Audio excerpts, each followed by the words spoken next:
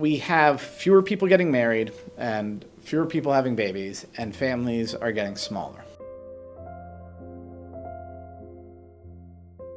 If you want to explain why we're less connected, why we belong to fewer things, I think you could say we've become more and more individualistic since after World War II. American individualism has always been put in the context of tight-knit civil society. Read your Alexis de Tocqueville, look at Norman Rockwell. It's about belonging to little platoons, as Russell Kirk and Edmund Burke would put it. And that as we lost those little platoons, as technology and wealth allowed us to depend more and more on ourselves, we lost connection to other people.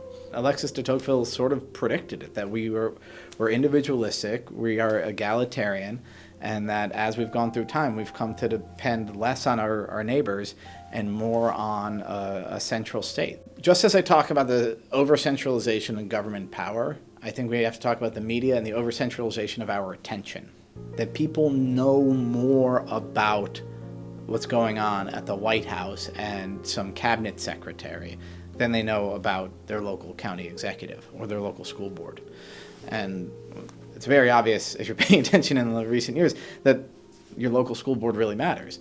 But if we're not bumping into our neighbors, if we're living in a more digitized world, it's more easy to just focus on the big story. And that leads to a greater sense of alienation, because guess what? We have fewer people getting married and fewer people having babies, and families are getting smaller. It's easy to chalk that just up to, oh, well, individual choice. And some liberal writers will say, oh, well, finally feminism has broken the back of the patriarchy. But the fact is we're not happier. And that Americans still, if asked, say the ideal family has between 2 and 3 kids, yet we're having between 1 and 2 kids. So this is a bad thing. It's a bad thing because I think a society with fewer kids is a sadder society. A society with fewer young people, and that's where we'll be 20 years from now, a society with fewer young adults is a less innovative society. We could talk about Social Security and Medicare, but I don't think that matters as much as the cultural impacts of an aging society. But also it means that we're doing something wrong. If people say, I want to be getting married and having kids, and they're not, that reflects a problem.